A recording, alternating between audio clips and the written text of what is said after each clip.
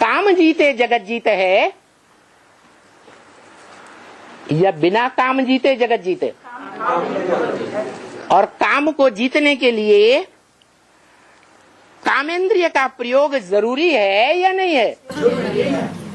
वाह, कोई और बन जाएगा क्या? जरूरी नहीं है क्यों ना? तो एक के सिवाय कोई और कामेंद्रियों को जीतेगा? एक के सिवाय कोई नहीं जीत सकता है, बस इसलिए नंबर वन है। माने विश्व के पिता के बाद, विश्व के पिता के बाद वो जो 11 जो शिवलिंग है वो भी तो नंबर वन है। ओहो, शिवलिंग की बात नहीं हो रही है, वो तो अव्यक्त मूर्ति है। मूर्ति माने साकार, मूर्त, निराकार नहीं, लेकिन अव्यक्त मूर्ति है। उसको हाथ पांव नाक आंख कान मूर्त रूप में नहीं है। इसीलिए शिवलिंग अलग चीज है और शंकर की मूर्ति अलग चीज है। शंकर की मूर्ति जहां कहीं भी दिखाई गई, मूर्ति कहो चित्र कहो, उसके चरित्र की यादगार है। कौन सा चरित्र उसने किया है जो विश्व में खुदाइयों में वो मूर्ति सार्वभौम मिली है? शंकर की मूर्ति। और वो सिर्फ साकार मूर्ति ही नहीं है, जब संपन्न पुरुषार्थ होता है, पुरुषार्थ पुरुष रूप आत्मा करेगी शरीर के द्वारा।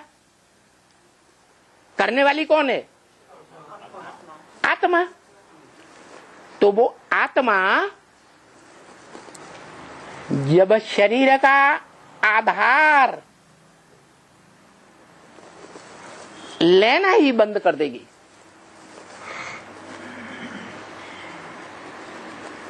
कामेंद्रिय की भी स्मृति नहीं रहेगी, कोई भी इंद्रिय की संपन्न रूप में स्मृति रहेगी, तब कहा जाएगा शिवलिंग।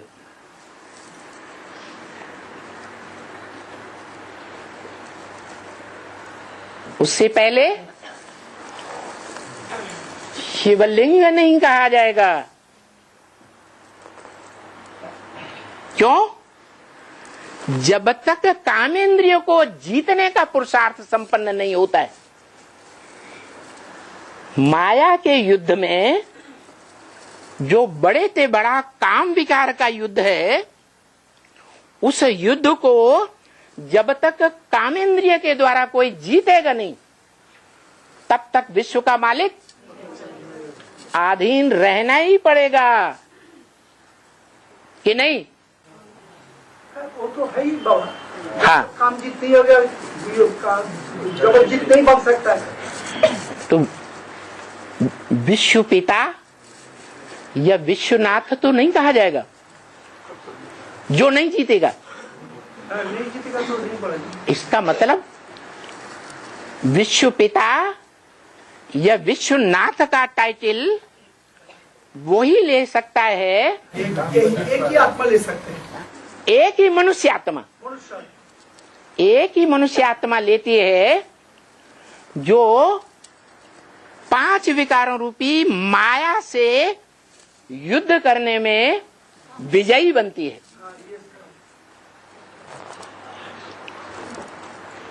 इसीलिए तो इंद्रिय जीते जगत जीते। इसीलिए शिव बाबा तो रामलिया, इसलिए कौन सी इंद्रिय को जीतती है? काम इंद्रिय को जीतती है।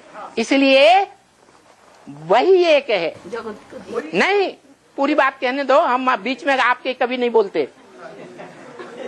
इसलिए वही साकार रूप है, अव्यक्त रूप भी है। नाक आंख कान मुंह हाथ पांव नहीं है, अव्यक्त मूर्ति है। गीता में भी कहा है, अव्यक्त मूर्ति ना जगत। अव्यक्त मूर्ति के द्वारा सारे जगत को उत्पन्न करने वाला है और खलास करने वाला है। वो अव्यक्त मूर्ति है तो मूर्त होनी चाहिए या नहीं होनी चाहिए? कौन है? जब जीत जाते हैं वो कौन सी मूर्ति है जो मंदिरों में दिखाई जाती है? शिवलिंग। नाम शिवलिंग है, शंकर लिंग नहीं है। क्यों? क्योंकि शंकर पुरुषार्थी का नाम है। शंकर की मूर्ति पुराने शिव के मंदिरों में आज भी देवताओं की मूर्ति जहां आसपास रखी होती है उनमें मुख्य जगह पर रखी हुई दिखाई जाती है। देवताओं में बड़ा देवता मुख्य देवता है, लेकिन देवताओं को देवता बनाने वाली आत्मा नहीं है जब तक शंकर के नाम रूप में है। नाम साकार का पड़ता है, मूर्ति का पड़ता है या निराकार का पड़ता है? साकार का नाम पड़ता है। साकार है लिंग। अब सवाल ये है, निराकार जो सदा निराकार है मनुष्य आत्माओं की तरह कभी साकार होता ही नहीं। इस सृष्टि पर भी आता है तो साकार देहधारियों की तरह प्रवृत्ति नहीं करता।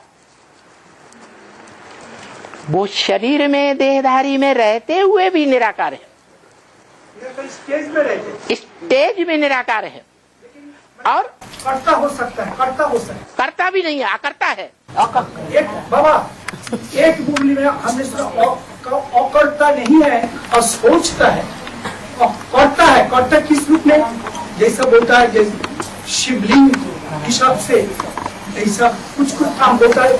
जो महादेव का पार्ट वो भी मैं बजाता हूँ, महादेव का पार्ट नहीं बजाते क्यों ना? उन्होंने पुरुषार्थ में रहे। पार्ट बजाने वाली बात इंद्रियों से पार्ट बजाया जाता है कि बिना इंद्रियों के पार्ट बजाया जाता है?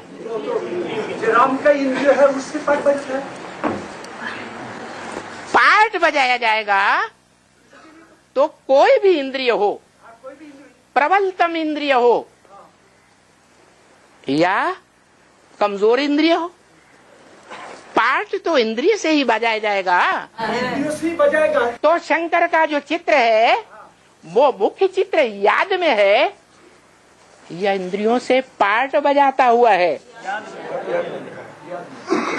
याद में है जब याद करते हैं। इंद्रियों से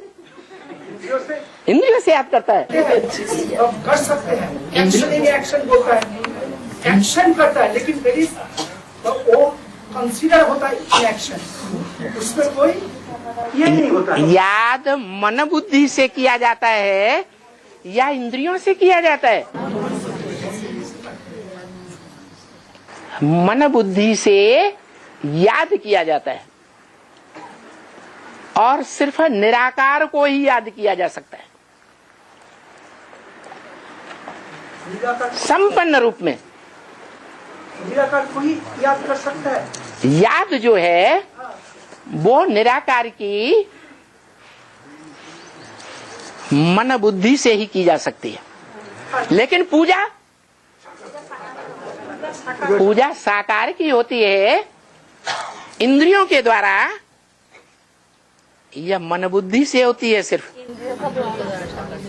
अगर इंद्रियों से पूजा होती भी है साकार देवताओं की तो वो शरीरधारी है, और शिव तो कभी शरीरधारी है ही नहीं।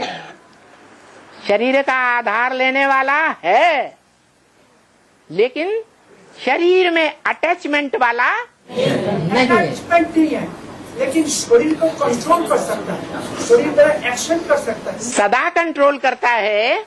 कभी कभी जरूरत पड़े तो तो सदा कंट्रोलर नहीं है।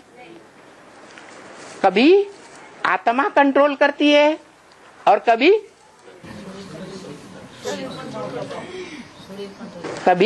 शरीरधारी कंट्रोल करता है। शरीरधारी कंट्रोल करता है। हाँ, सुप्रीम सोल कंट्रोल करता है तो उसकी यादगार क्या है? कौन से विकारी इंद्रिय को कंट्रोल कर लेता है तो कहा जाता है कि सुप्रीम सोल बाप आप समान बना लेता है।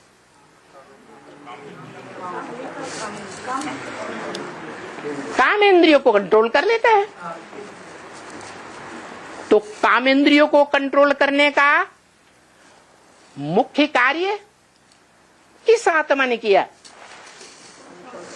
कराने का, करने का नहीं, कराने का कार्य सुप्रीम सोल करता है। इसलिए एक मुरली में आया, शिव बाबा पुरुषार्थी है। शिव बाबा है पुरुषार्थ कराने वाला। क्या कहा? शिव बाबा पुरुषार्थी है। कौन है पुरुषार्थी?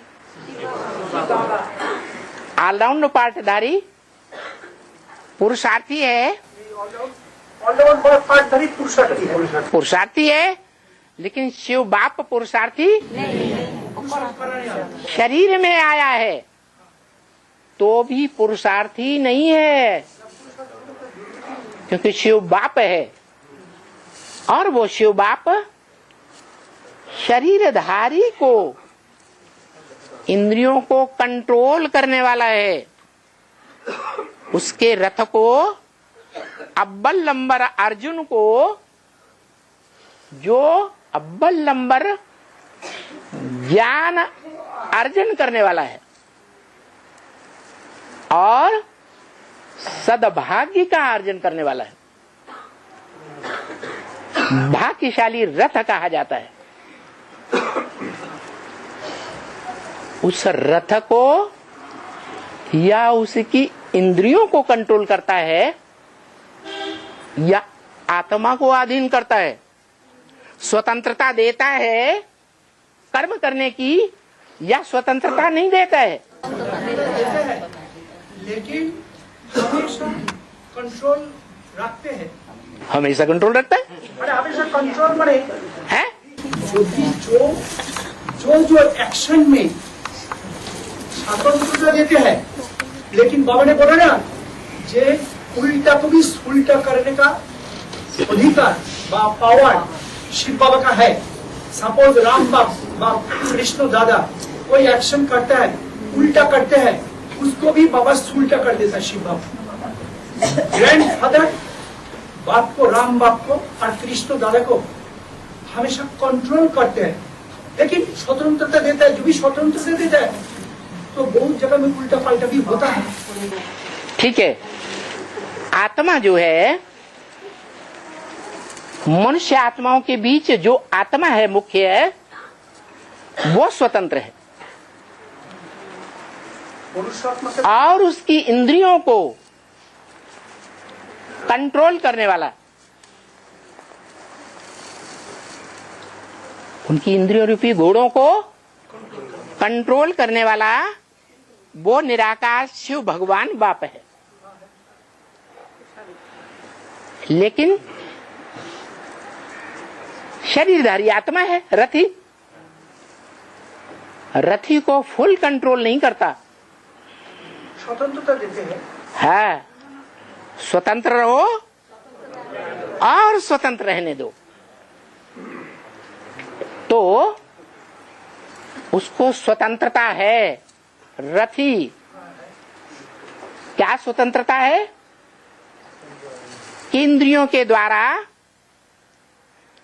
इंद्रियों का रस ले, सुख भोगे या सुख न भोगे। स्वतंत्रता है ना। लेकिन वो मनुष्य सृष्टि में वो मनुष्य आत्मा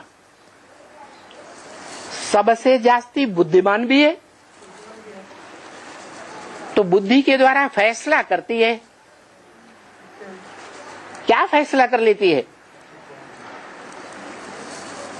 कि मैं आत्मा रथी इंद्रियों को कंट्रोल नहीं कर सकता जब तक पुरुषार्थी हूं। हाँ, 100% नहीं कर सकते। जब तक पुरुषार्थी हूं, ज्ञान, योग, धारणा, सेवा का पुरुषार्थी हूं, तब तक कंट्रोल नहीं कर सकता। फिर पुरुषार्थी से बढ़कर के कभी संपन्न बनने का लक्ष्य है या नहीं है? जरूर है। संपन्न बनने का जो लक्ष्य है वो ये साबित कराई देता है कि वो इंद्रियों को कंट्रोल करने का भी पुरुषार्थ करता है या नहीं करता है? उनका कैपेसिटी है बाबा, है? उनका भी कैपेसिटी है। मैंने नंबर 1 पतित, अब जब कंप्लीट हो जाएगा नंबर 1 पावन। कैपेसिटी हो तो यज्ञ के आदि में भी कैपेसिटी होनी चाहिए ना। पावर नहीं है, पावर तो कमजोर। वो कैपेसिटी को ही पावर कहा जाता है।